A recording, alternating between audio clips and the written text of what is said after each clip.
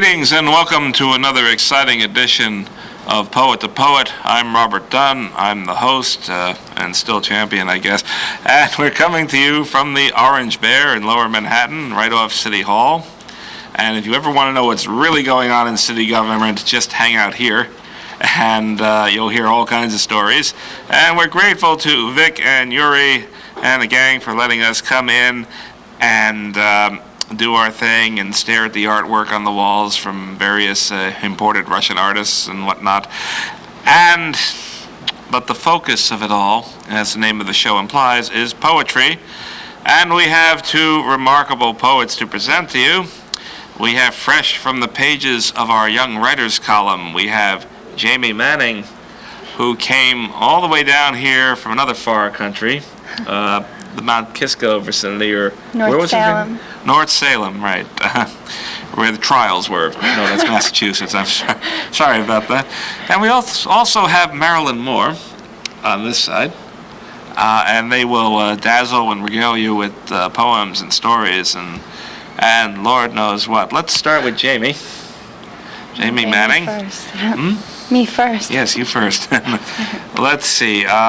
You did a lot of traveling when you were younger, so you're always the new girl in town, and finally ended up in North Salem. Right. The town doesn't have a gas station. We don't have a stoplight. So we have to go into the next state to have some fun. Connecticut. Connecticut is a fun state, true.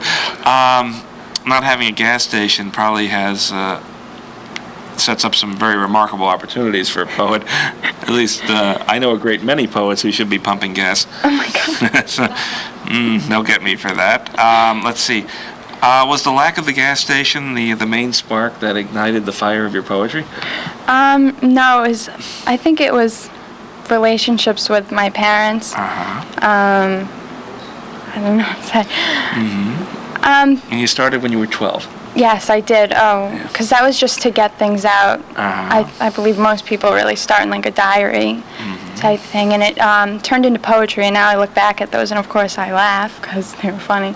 But it was basically to get my anger out, and they've kind of evolved into something different. Actually, we all look back on our early stuff and I either laugh or hide it in the drawer or something like that. It's something for the literary executors to worry about. As a matter of fact. So, originally you were hiding your poems, but they leaked out, and you ended up on your school literary journal. Yes, I started in 9th grade. I was a little 9th grader. I was scared, and they rejected a lot of my poems, actually. And shocking. I know. Outrageous. And now I'm like... What was the name of this magazine that so heartlessly rejected all that stuff?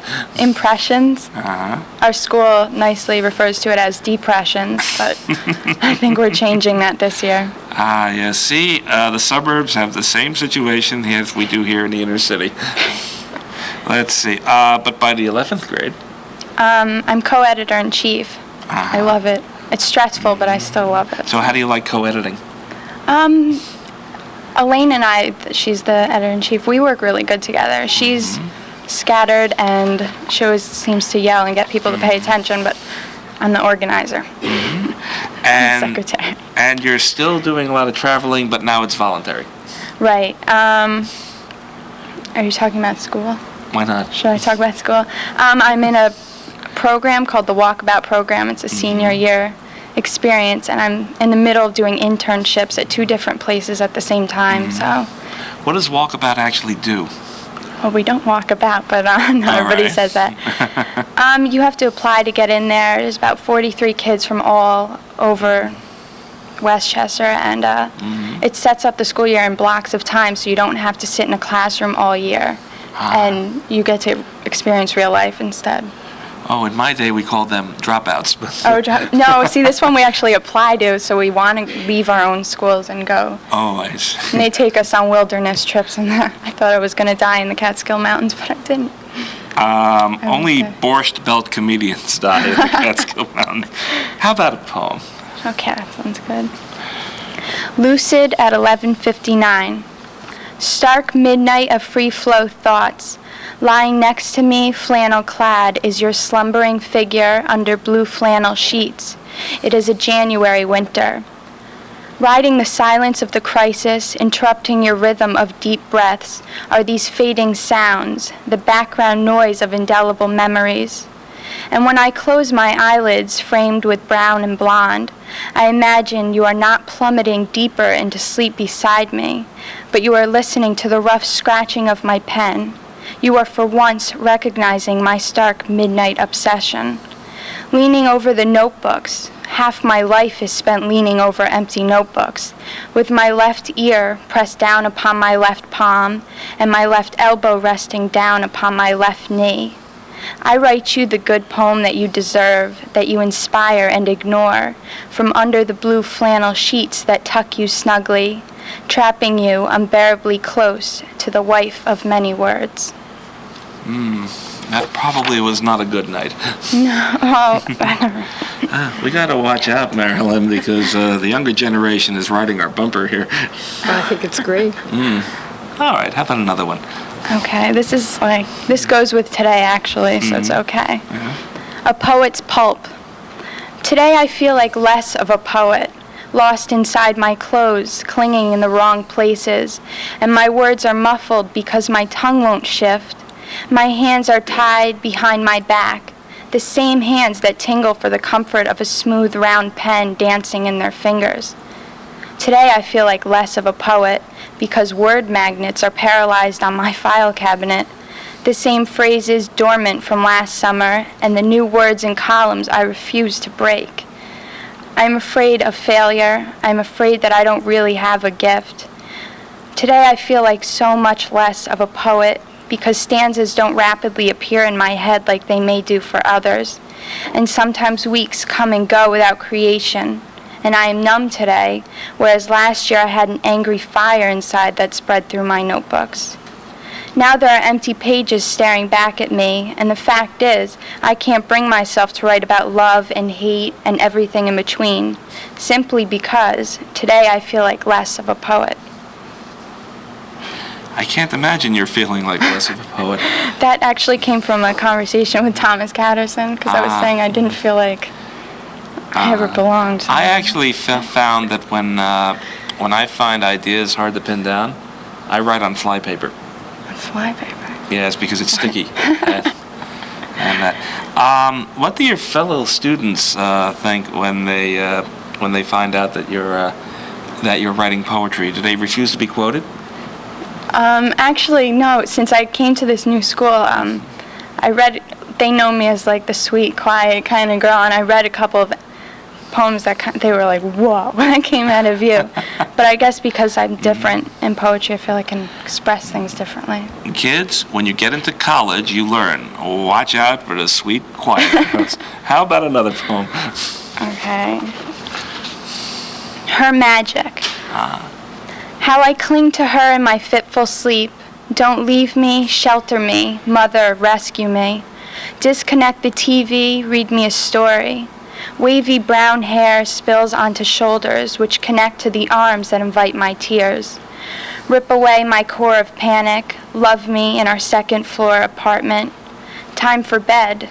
Her soothing hands, tough from hard work, but gentle from love, pull covers up to my chin, sometimes over my auburn-colored head, so I have to find my own way out. Warm lips kiss my forehead, legs curl up to make room for her. With my eyes closed, I can feel her weight and warmth at the foot of my bed. Security. Help me fall asleep without fear, without nightmares. Mother, rescue me. She sits every night waiting for my childish chatter to pause. Slips off the bed, but my blue eyes open wide, pleading with her, I'm not sleeping yet, Mom. And she returns to the room that smells like Barbie plastic and Cabbage Patch Kids, tells me, no, I will not be kidnapped, and no, she will not disappear while I am sleeping. And her warmth is familiar at the foot of my bed, while she quells my fears with the magic of a mother. Yes, mothers can be magic. I got to get Hal back up here. I was going to say my mother said. No, let's go back. As I mentioned earlier, this is Medicinal Purposes, our magazine, in which Jamie graced our young writers column. Is this the first time that you've been published outside of Impression. your school magazines? I think it was the second. I was in the 21st Century. It's a You mean high school. Somebody beat us to it? Oh, wait, that's still school. All right. Yeah, it was a high school. Well, it's a countrywide high school literary magazine. So now you've got that. You've been in medicinal. The Pulitzer Prize is just around the corner. I wish. Wait for that. Do you have any secret plans for the school magazine before you graduate? Secret plans. I don't think so. You like things as they are. I like things as they are, but we're trying to be more organized because we're never done in time. So we're always rushing. But that's par for the course with poetry. Nothing is ever on time. Speaking of time, how about another poem? Okay. Before time gets me in the end. Okay. I loved her only for her colors, how they played over the empty sky and into my blue eyes, running over fields and rivers and deserts. I chased her, knowing she found me easily disposable, my simple brown hair, my simple colored clothes. The rainbow I stalked fiercely screamed, shrunk, became my shadow. She turned dark and flowed behind me like a swirling flood. She came to haunt me as I had done her. My angry phantom, my only companion, I am lonely for your colors and your vibrant hints of laughter. I almost wish that the ground beneath your formless black cape would ignite and break your vengeful heart. And if that happened, I would smile. Now, I imagine that a lot of your friends have come along and asked, how can I write like that? A lot of my friends are writers. What do you tell them? Good. I don't really know. A lot of my friends are writers. They like to write, so. You don't share hints? We all have different styles. But I like to read to them. Like one of my best friends was the first person I read anything to. She hears them first. Yes, and a true friend is one who listens. Well, Jamie Manning, I want to thank you for coming on Thank Poet you. to Poet. And we'll be back in a moment with Marilyn Moore, so don't go away.